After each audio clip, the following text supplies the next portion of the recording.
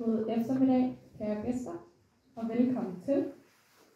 Vi er Kunst og Teknologi's 5. semester, og det her er vores semesterforestilling, som vi gerne vil vise for jer i dag. Hvis I vil gøre os den tjeneste at slå jeres mobiler på lydlæs, og så sætter jeg rigtig godt til rette. Vi ønsker jer en rigtig god fornøjelse.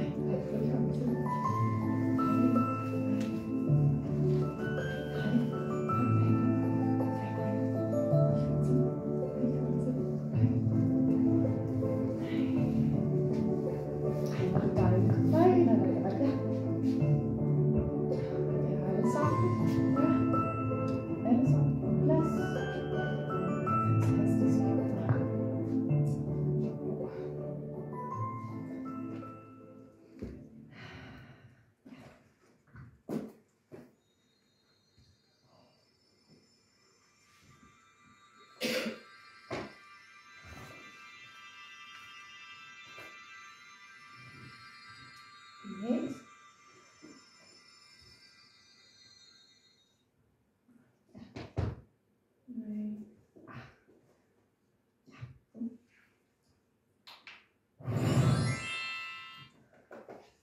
Vil I høre et eventyr? Ja, nej.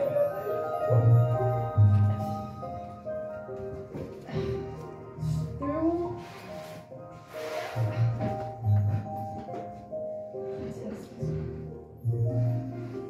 Nå. I Kina ved I jo nok, at kejseren er kineser. Og alle har omkring sig er også kinesere. Det er nu mange år siden. Men just derfor er det værd at høre historien, før han glemmer det. Kejserens slot var det prægtigste i verden. Ganske aldeles af fint porcelæn, så kostbart, men også så skørt, at man virkelig skulle tage sig i agt. I haven så man de mest forunderlige blomster, og ved de allerprægtigste var der bundet sølvklokker, som klingede for at man ikke skulle gå forbi det, uden at lægge mærke til blomsterne. Ja, alting var så udspekuleret i kejserens have, og det strakte sig så langt, at gartneren selv ikke vidste enden på den. Vil man ved med at gå, kom man til de dejligste skov med høje træer og dybe søer. Skoven gik lige ned til havet, der var blåt og dybt. Store skibe kunne sejle lige ind under dalene. Og i disse boede der en nattergal. Den sang så velsignet, at selv de fattige fisker blev stille og lyttede, når han om natten var ude at trække fiskegangen op, og da hørte nattergalen.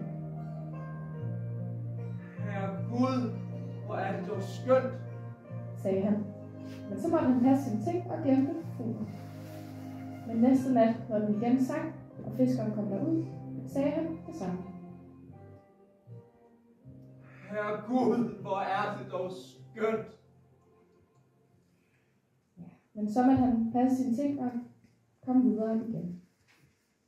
Fra alle verdens lande kom der rejsende til kejserens sad, og de beundrede den, slottet og haven.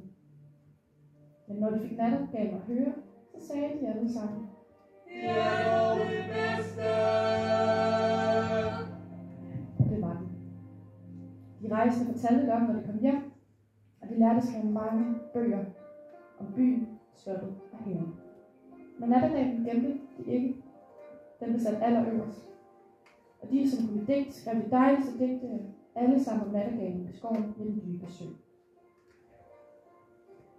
De bøger, de kom verden rundt. Og nu kommer der også til kejseren.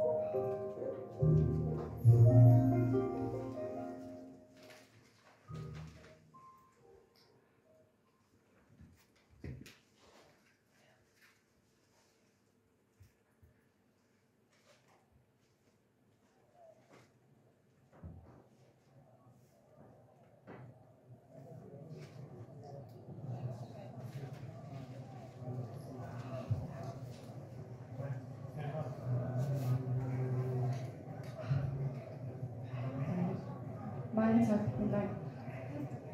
Det er mig, der takker her.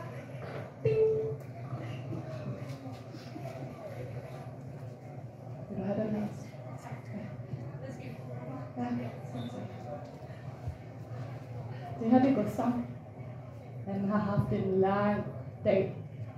Når han ikke er avisdreng, mælkedreng eller cigaretdreng for slagteren, så arbejder han som skopudser for at tjene dagen og vejen.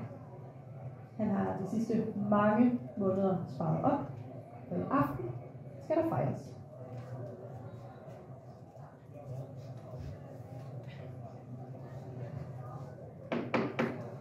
Hvem der? Gustav, fru!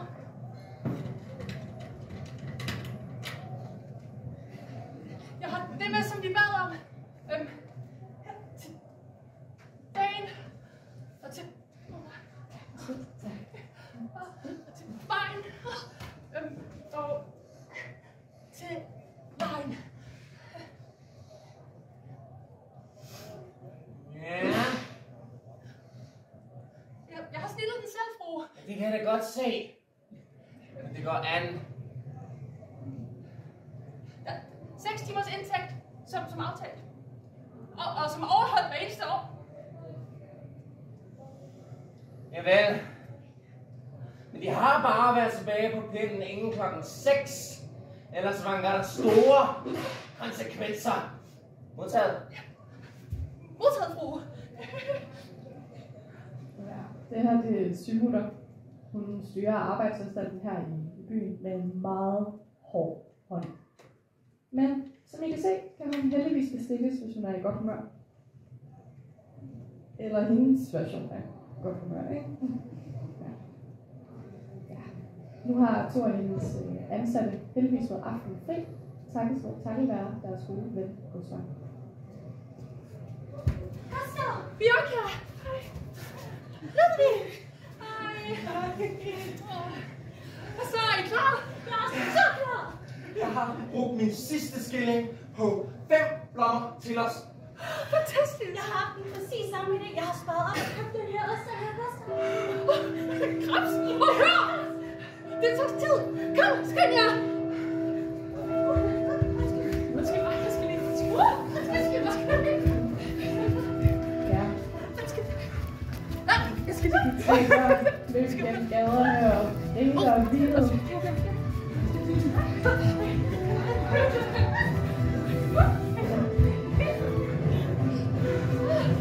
side. De løb op på en høj bakke og satte sig ned og delte deres mad med hinanden.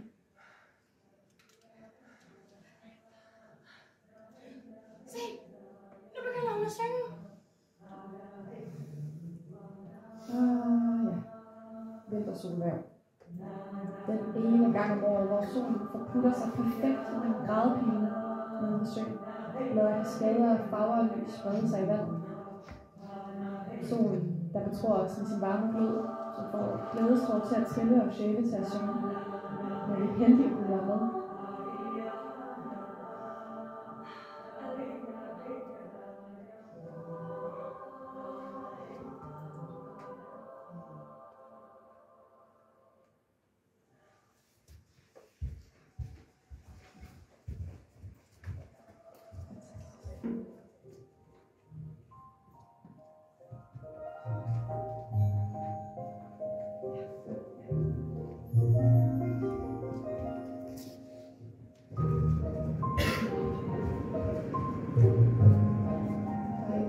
Dejligt.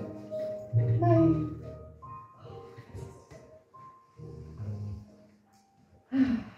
Nå. Kejseren sad i sin guldstol og læste og læste. Hvert øjeblik nikkede han med hovedet, til det fornøjede ham at høre de prægtige beskrivelser over byen, slottet og haven. Rejsekorerne, der kom forbi, sagde alle sammen, at det var dog det allerbedste.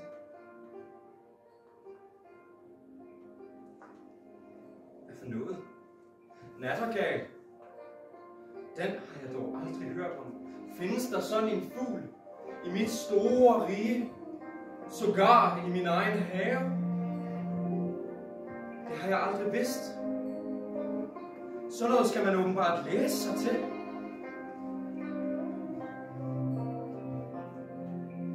Kavaler!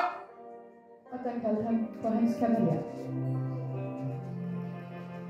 Kavaleren var så fornem, at når nogen, der var længere end ham, prøvede at tale til ham, eller spørge om noget, så svarede han ikke andet end pænt. Og det har ikke noget at betyde. Ja, jeg har læst den her historie så mange gange, og jeg aner ikke, hvad det betyder. Er det ordret? Er det en underlig måde at skrive på, eller er det bare en virkelig sådan old-fashioned version at sige? Ja, jeg ved det. Nå. Der findes en højst mærkværdig fugl i mit rige, kaldet nattergal. Hvorfor har man aldrig fortalt mig om det? Jeg har aldrig hørt den nævne. Den er ikke blevet præsenteret for hoffet. Jeg vil have, den skal komme i aften og synge for hoffet. Hele verden ved, hvad jeg har. Og jeg ved det ikke. Jeg har aldrig hørt den nævne, men jeg vil søge den, og jeg vil finde den.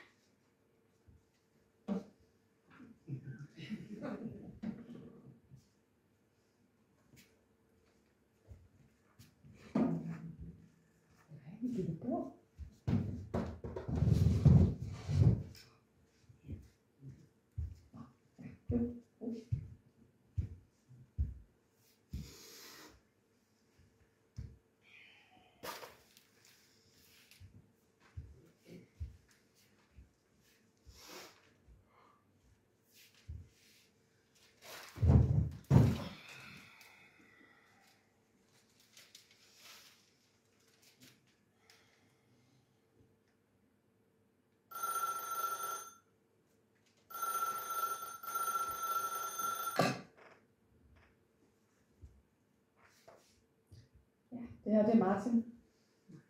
Han har en meget specifik og dyr hobby. Men det gør ham glad. Så. Selvfølgelig, gamle Jas. Ja, men du skal jo også have noget at telefonere med. Ja. En hel kasse. Coca-Cola. Nyeste inden for læskedrikke. Jeg fik en hel kasse. Jeg har stillet en enkelt i køleboksen, så jeg rent faktisk kan få lov til at smage en. Ja, du har selvfølgelig allerede smagt en. Ja. Martin, han samler det nyeste og det bedste. Han var faktisk en af de allerførste, der havde privat telefon i hjemmet. Udover hans storebror, selvfølgelig, ja. Og det her, det er noget, han virkelig lægger krop og sjæl i. Men jeg fik den solgt. Jeg fik rent faktisk en rigtig god pris for den. Fordi det, jeg fik ud af det, nu skal du rent faktisk lige høre.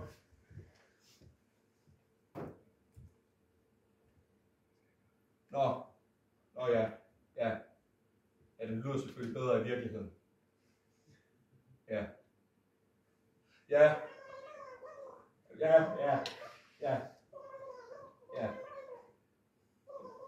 Farvel, ja.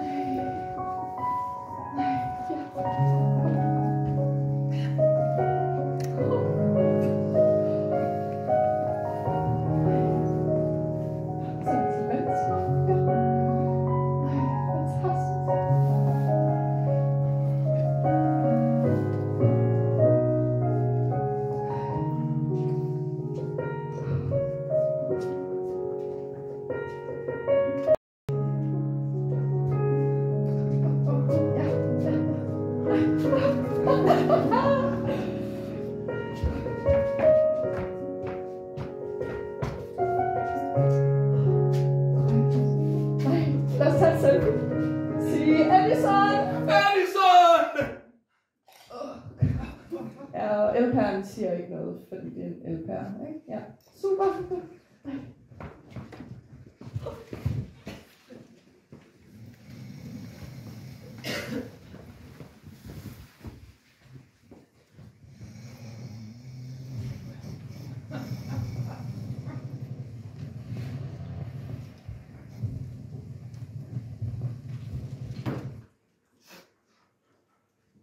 Jeg må have den! Jeg må have den! For helvede.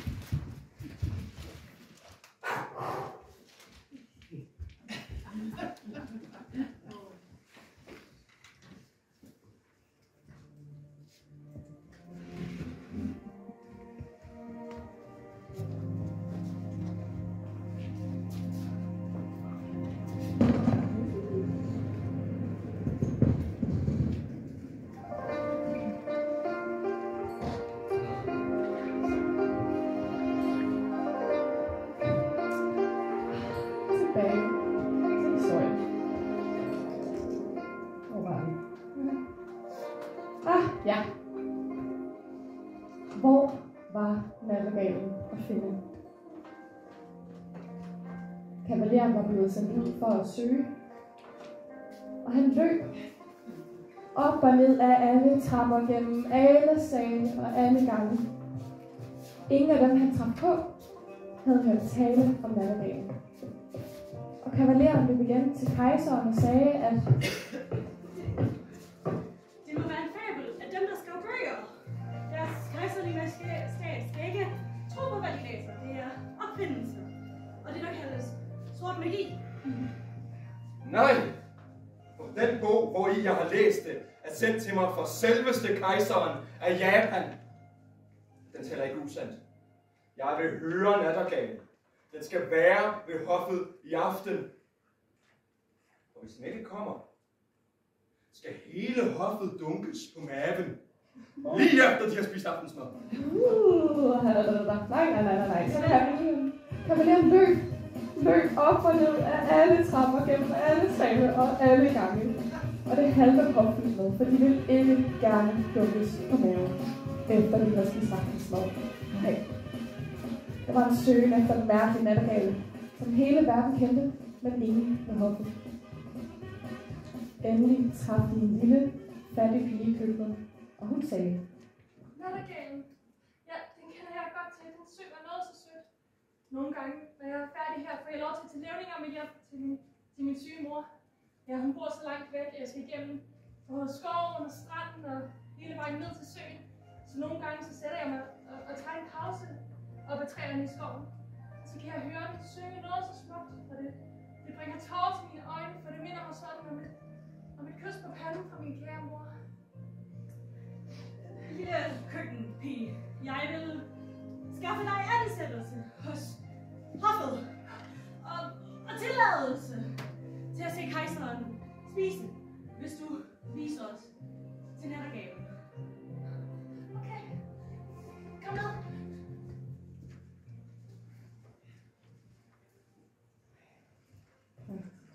Praktisk. Ja, nu.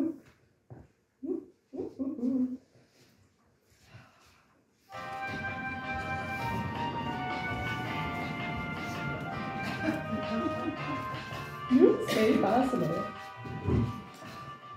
Les Chanteurs de la Nuit. Klassiker. Tag fra de rige, giv til de rigere, stjæl fra de rigeste for de fattigste. Og i den her holder herren af huset hans årlige auktion. Han har et omdømme for at være meget belært, særligt for historie, kunst, madlavning og spiritus. At det så er hans hårdarbejdende og underbetalte personale, der gør alt det her arbejde for ham, det er der ikke nogen, der behøver at vide. De deler tapetet for ham og hans gæster. Efter mange år bliver de trætte af det utaknemmelige job og beslutter sig for at gøre noget ved det, ved at bruge deres samlede evner. Men hvordan gør de det?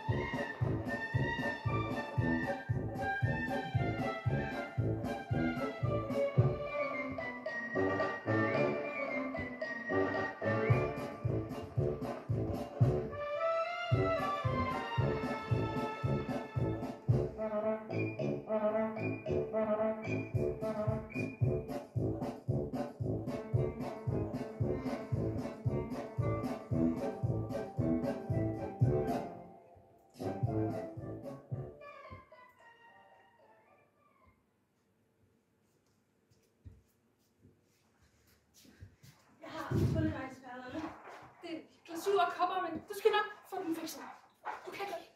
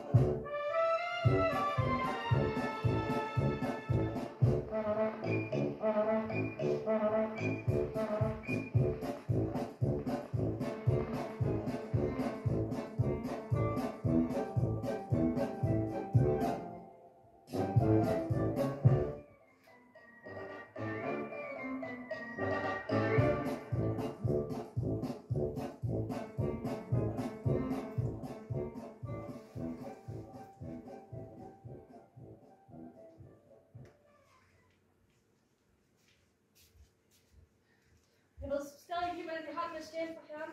Hvad hvis han finder ud af det? Hvad skal der blive af os? Han kommer fra i dag med sin status, sin formue intakt. Alle dem, der byder på auktionen, tror alligevel, at de går væk herfra med noget uundværligt.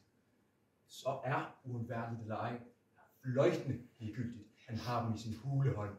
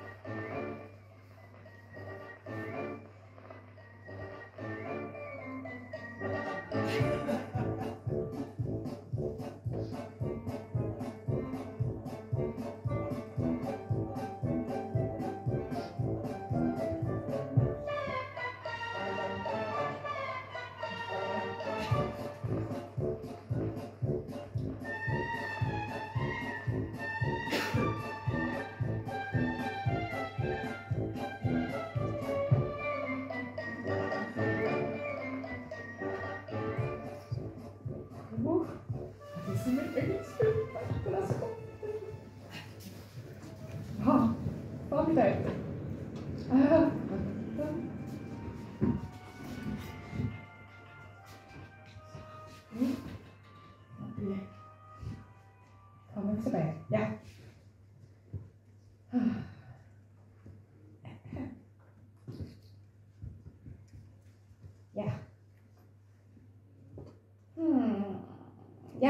Ja. Og så tog de alle sammen ud i skov, hvor nattergalen plejede at synge. Kavaleren var med. Som de allerbedst gik, begyndte en ko at brøle. Nu hører jeg hende. Det er jo som kirkeklokker. Og jeg bliver helt tryllebundet. Nej, det er køerne. Vi er stadigvæk langt fra stedet.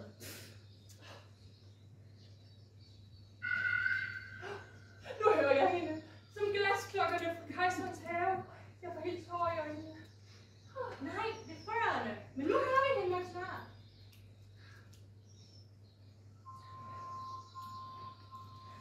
Hør! Der sidder hun!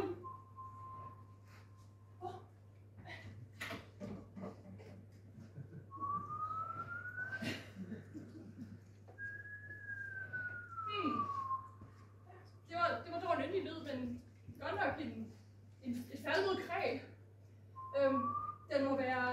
Den må være blevet grålig på grund af dens højtidelige selskab. Nattergal! Vores nådige kejser vil gerne, at du synger for ham i aften. Med største fornøjelse, sagde nattergalen.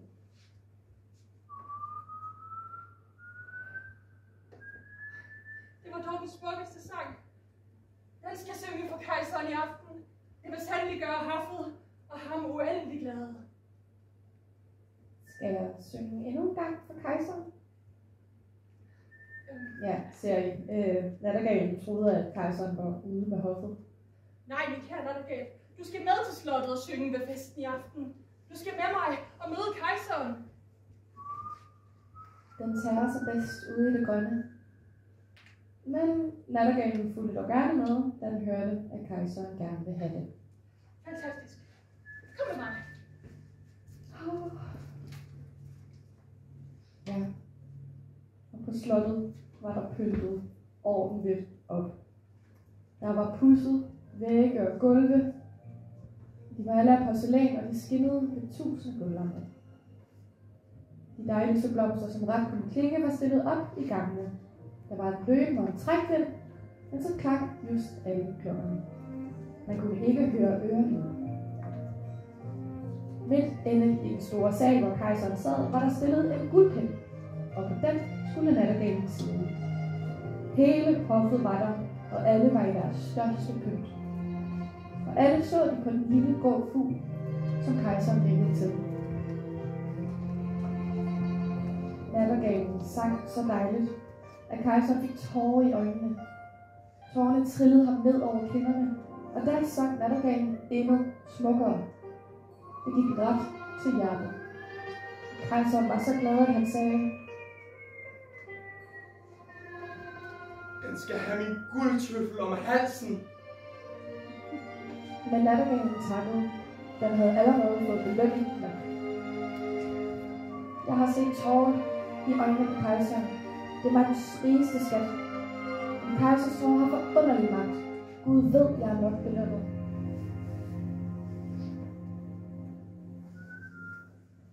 Det er det elskelseskokketteri, jeg kender, sagde kavaleren. Og herefter begyndte hoffet at snakke med hinanden i fløjten og gurkel og drikkevarer. De begyndte at danse og synge til musikken, der groede fra nattergalens sang. De troede det også at være nattergale. Også at de var tilfredse, altså hoffet, det vil sige meget. Så det var de allervanskeligste at gøre tilpas. Ja, nattergalen gjorde rigtig nok lykke.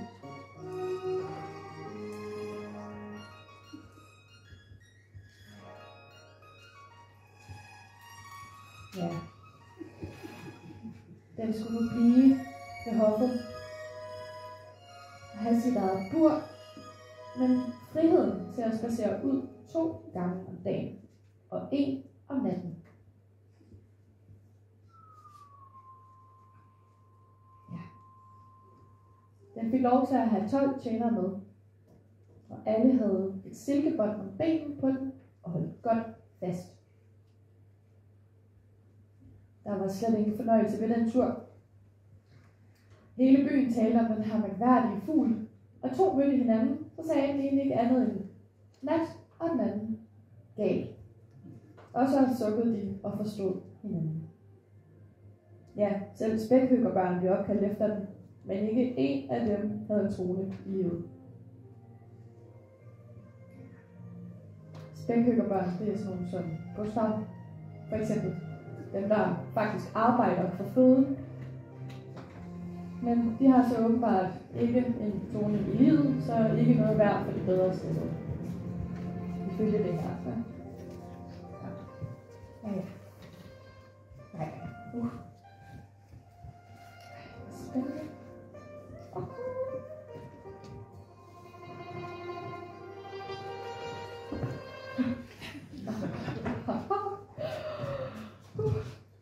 Meine Damen und Herren, din store hånd til den mærkværdige, den fantastiske, den enestående og smukke Eva Goldberg.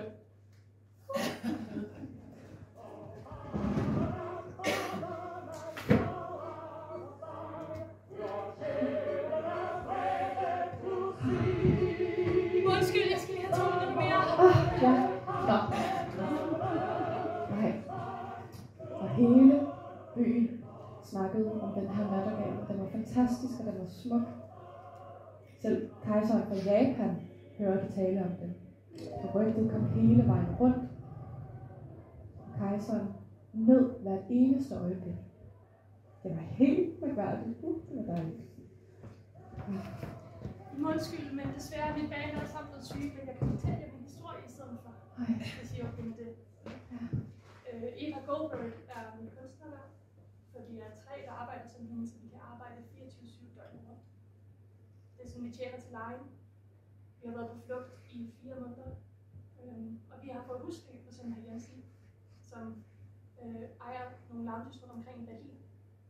Og så tjener vi til føden ved at optræde dem på dem.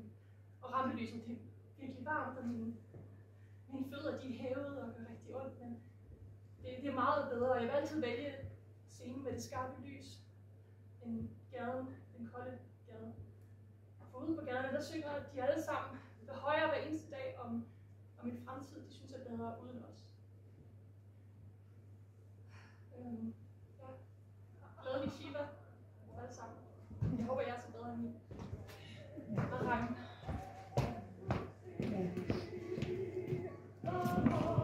Eva, hun sætter shows på, og de 3, der lever som hendes rolle. Og hun bliver egentlig udsat for bare at kunne leve og have et liv ved siden af hende. Forfærdeligt. Nå, historie.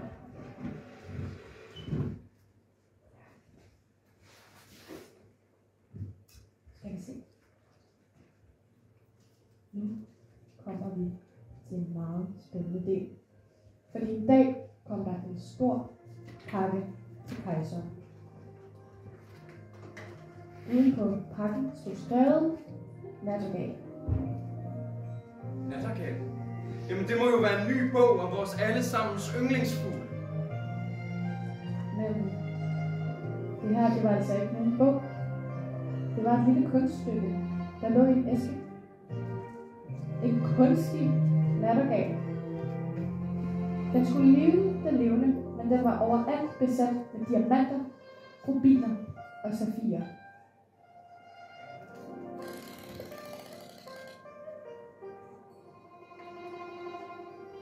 Ja, som I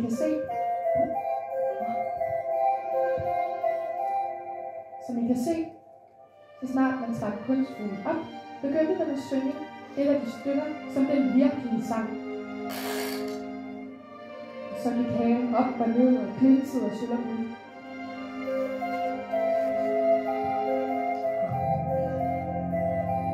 Om halsen hang et lille bånd, og på det stod skrevet: Kejseren af Japans nattergal er fattig imod kejserens af Kina.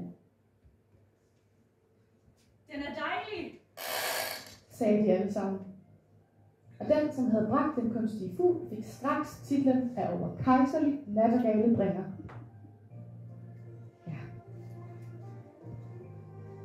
Nu har vi jo to. En duet. Vi må høre en duet. Ja, og så måtte de synge sammen. Men det ville ikke rigtig gå, til den virkelige nattergale sang på sin manér, og kunstfuglen gik på valser.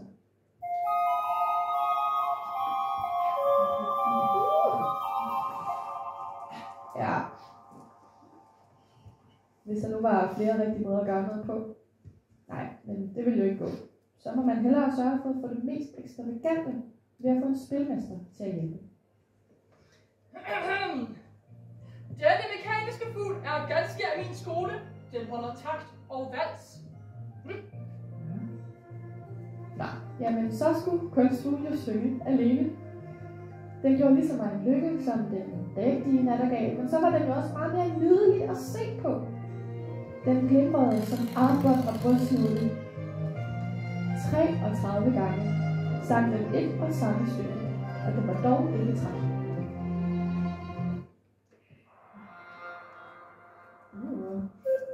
Lige præcis.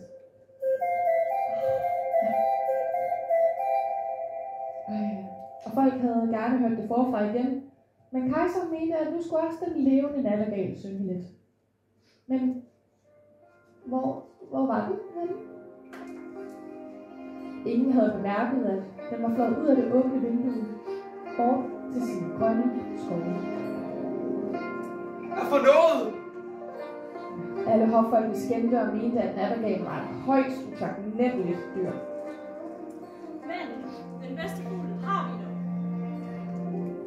Og så måtte de igen kunstfuglen synge.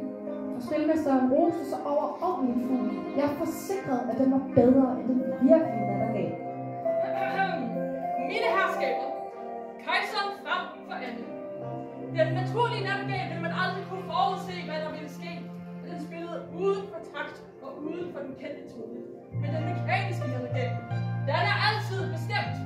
Man ved, hvad man får, og man kan altid synge med deraf. Den er et bevis på den menneskelige ingenuitet og hvordan vi kan opfinde. Den følger takten og valsen. Ganske min tanke. Så ikke blot hvad klæderne angik, men den var åbenbart også bedre indmålet. Spilmesteren fik lov til næste søndag at holde fuglen frem for folket. De skulle også høre den synge, sagde kejseren.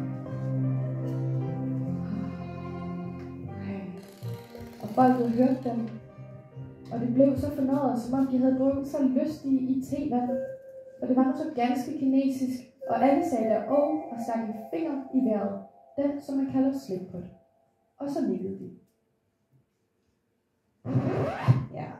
Ja, det her er et gammelt eventyr, og jeg ved ikke lige pinligheder, det kan forekomme. Men kort sagt, så var alle de her hof og mennesker begejstrede for den her mekaniske nattergal.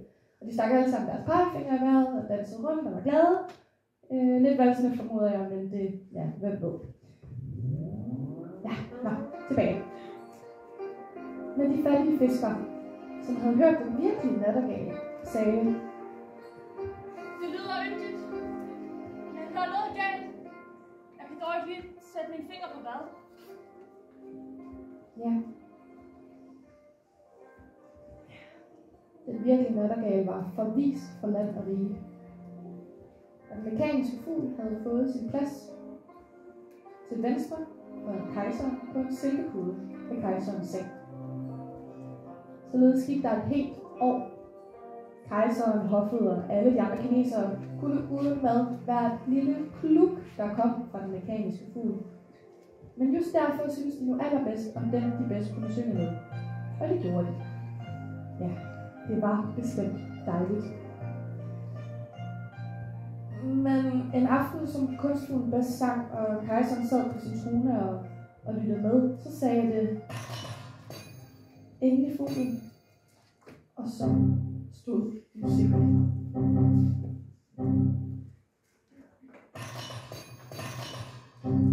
Så lod de urmageren hente. Hjælp!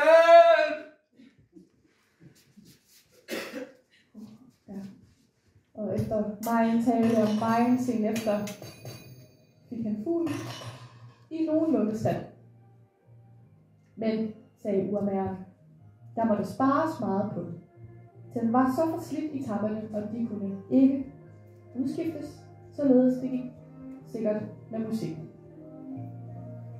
Det var en stor bedrøvelse.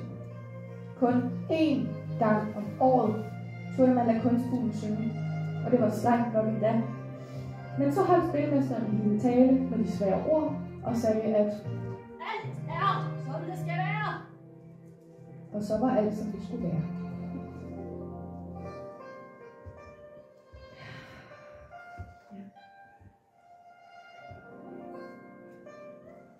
Nu var mange år gået, og hele landet fik en rigtig stor sorg. De holdt de alle sammen grunden af deres kejser. Nu var han syg og kunne ikke længere leve, sagde man. En ny kejser var allerede valgt. Og folk stod ude på gaden og spurgte kavalererne, hvorledes det var med deres kejser. Og kavalererne svarede til dem, fordi at de var under ham, så det fik de ikke så meget ud af.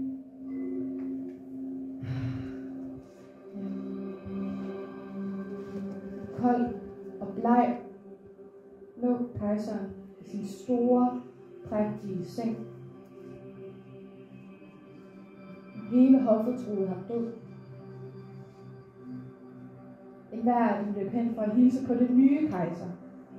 Kammertjenerne løb ud og for at snakke om det, og slotspigerne havde et stort kaffeselskab. Rundt om i alle sale og gange var der lagt klæde, for man ikke skulle høre nogen gå. Og derfor var der så stille, så stille. Men kejseren var endnu ikke død. Stiv og bleg lå han i sin prægtige seng med de lange fløjelsgardiner og de tunge guldkvaster. Helt oppe stod et vindue åbent, og månen skinnede ind på kejseren og kunstfuglen. Den stakkels kejser kunne næsten ikke trække vejret.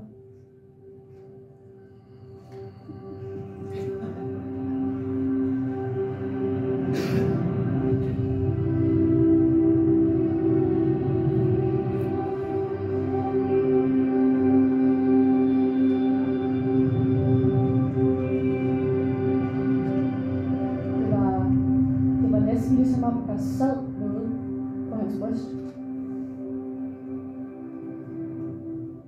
Han slog øjnene op, og der så han, at det var døden, der sad på hans bryst, og havde taget hans guldkrone på, og holdt i den ene hånd kejserens guldsabel, og i den anden hans prægtige fane. Rundt om i folderne af de store fløjelsgardiner stak der forunderlige hoveder frem. Nogle ganske fæle, andre så velsignede milde. Det var alle kejserens onde og gode gerninger, der så på ham, nu da døden sad på hans hjerte.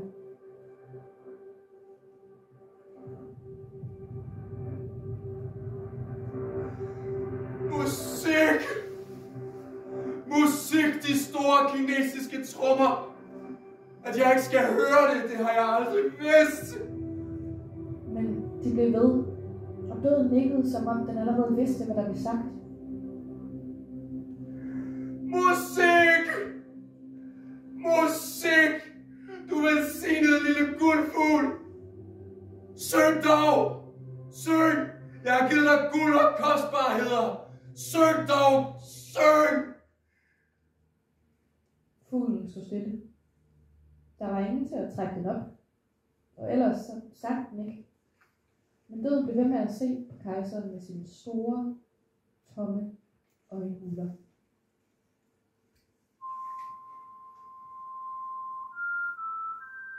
Der lød det samme tæt ved vinduet, den dejligste sang. Det var den lille, levende nattergal, der sad på grenen udenfor. Den havde hørt sin kejsers nød, og var derfor kommet for at synge ham trøst og håb. Med alt som den sang, blev skikkelserne mere og mere blege.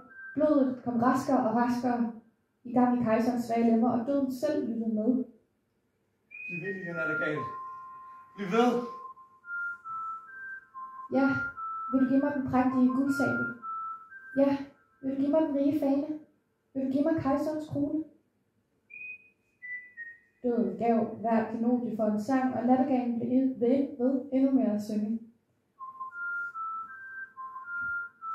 Den sang om den stille kirkegård, hvor alle de hvide roser gror, og hvor hyldetræet dufter, hvor det friske græs vandes af de efterlevendes tårer. Der fik døden længsel efter sin have, og svævede som en kold, hvid tåge ud af vinduet.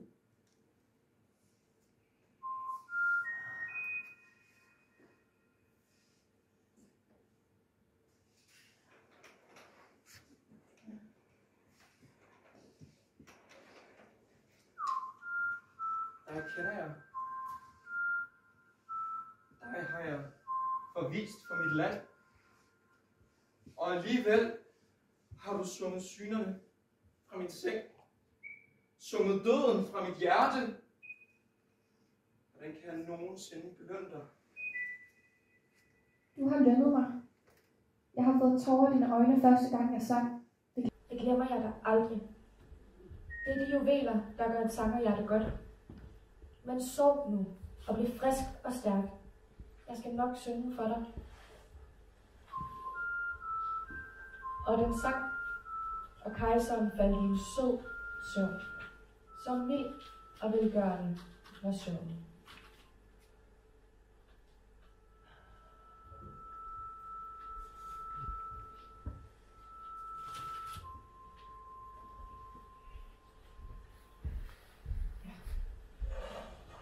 Bare fordi det er dyrt, betyder det ikke, at det er god kvalitet på.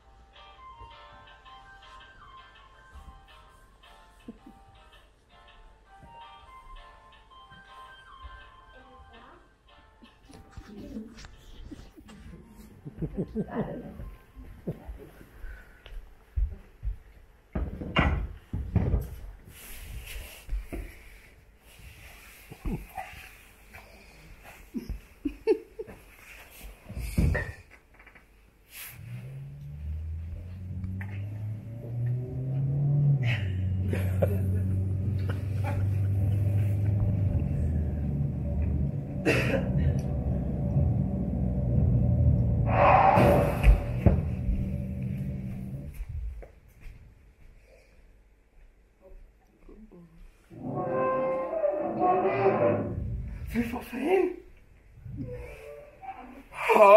Shit! Du er ikke noget at råbe for os selv, Marker. Pis. Er jeg død? Lige så død som mig, vil jeg på. Så ja og nej. Det er på kanten. Kanten. I get it. Pis sjovt. Hvis du ikke er døden, der er kommet for at tage min sjæl, hvem er du så? Jeg hedder Lucinja. Jeg er en due på storbyen. Born and raised. Præcis ligesom dig, Henrik. Du kender mit navn? Super. Hvad ved du mig, Linda? Lucinja!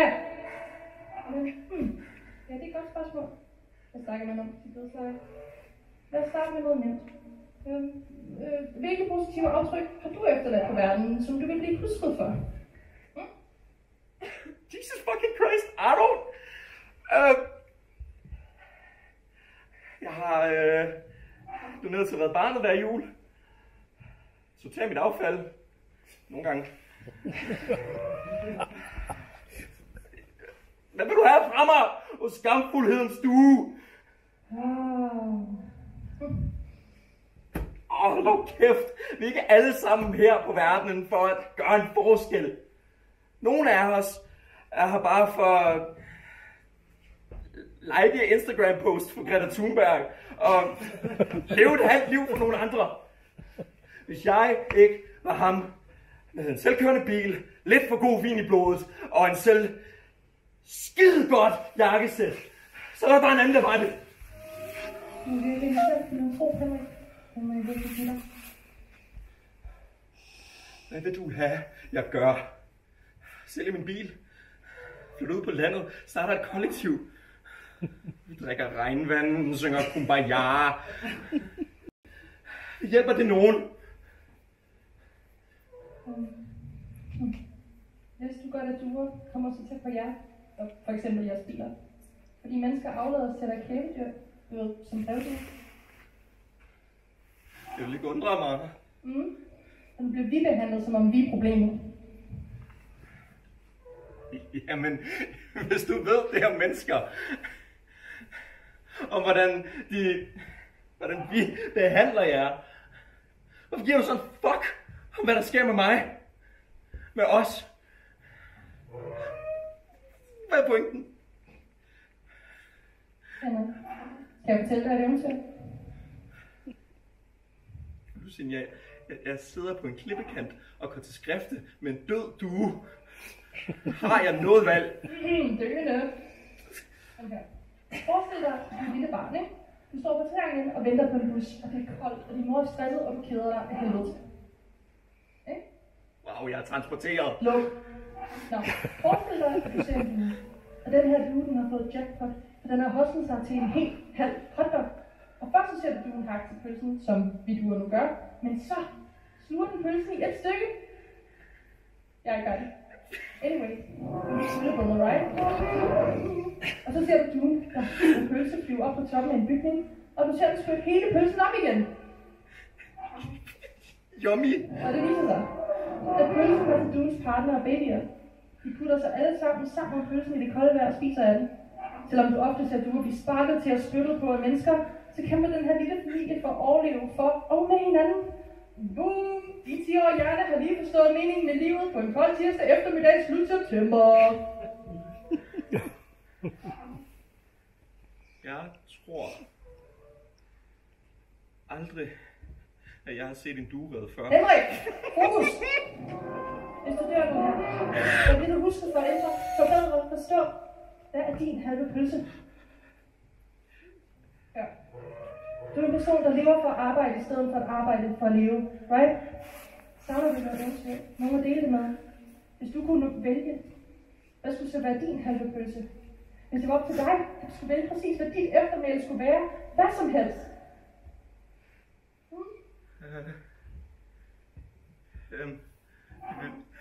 Vi vil alle sammen gerne gøre en forskel.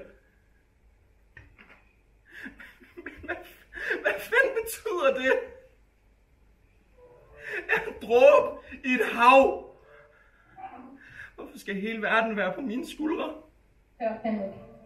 Jeg er en manifestering af din samvittighed og indre kamp. En fortælling, der skal få publikum til at reflektere over noget, jeg ikke siger, for de skal selv reflektere. Men så, ja, hvad ved jeg om det? Men hvis jeg er dig, så vil jeg starte med livssyn og fællesskab. Så det du siger er, at der ikke er nogen død due på mit forsæde. Jeg har bare mistet forstanden. Hey, flere ting kan være sande på samme tid. Hvad nu hvis du blev såret og sårbar på et bilsted? Vil du ikke gerne have folk omkring dig, der kunne holde dig med selskab i dine sidste timer? Og vil du ikke hjælpe dem, hvis du lige så dag kunne tage imod den hjælp, og du møder mennesker? Så mig radikalt om lige, og så meget for folk hjælp. Så skal vi sige hinanden, selvom du starter på en mikroskala, kan en historisk sindssygt bjerge. Kraftet med cheesy, Lucinia. Hey, det her er din indre monolog. Måske må du lytte til mindre af Sharon og Sofia. Ja, I get it.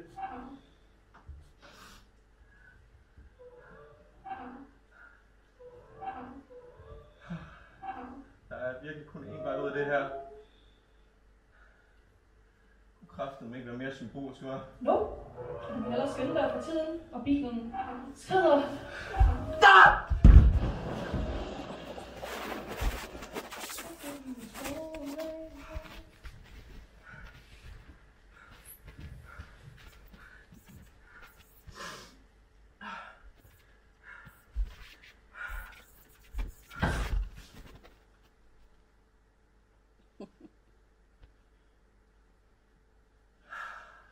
get it, Lucia.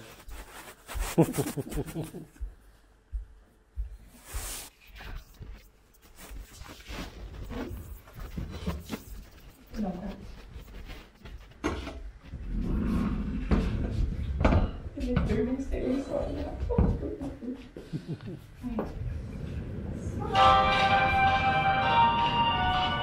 Skål lige for mig op.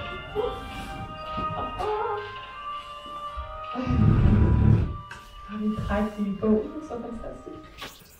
Nå, skal vi se.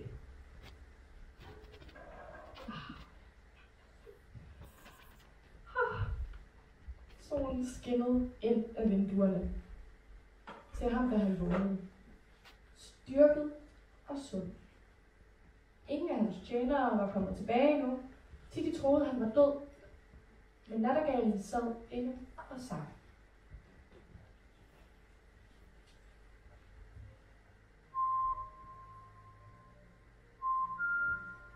Vidunderlige lille fugl. Hvis du vil, skal du have lov til at sidde ved mit vindue hver morgen og synge for mig. Hvis du vil. Og guldfuglen slår jeg i 1000 stykker! Gør ikke det. Den har jo gjort det gode, den kunne. Behold den som altid. Jeg kan ikke bygge og bo på slottet, men lad mig komme, når jeg selv har lyst. Der vil jeg om aftenen sidde på grenen der ved vinduet og synge for dig. At du bliver glad og tankefuld til live. Jeg skal synge om de lykkelige og om dem, som lider. Jeg skal synge om ondt og godt, der rundt om, der holdes skjult. Jeg flyver vidt omkring til den fattige fisker, til bondemandens tag, til hver, der er langt fra dig og dit hof. Jeg elsker dit hjerte, mere end din krone, og dog har kronen en duft af noget helligt om sig. Jeg kommer, og jeg synger for dig, men et må du love mig. Alt, sagde kejseren. Stod der i sin kejserlige dragt, som han selv havde iført sig, og holdt sablen, der var tung af guld, op mod hans hjerte. Et beder jeg dig om. Fortæl ingen, at du har en lille fugl, der siger dig alt. Og så vil det gå meget bedre. Og der fløj fuglen bort. Tjenerne kom ind for at se til deres døde kejser. Og jo, der stod de. Og kejseren sagde: Godmorgen!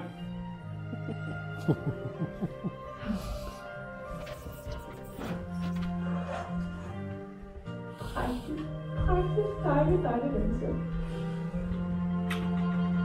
Ja, det var den gale nats fortællinger.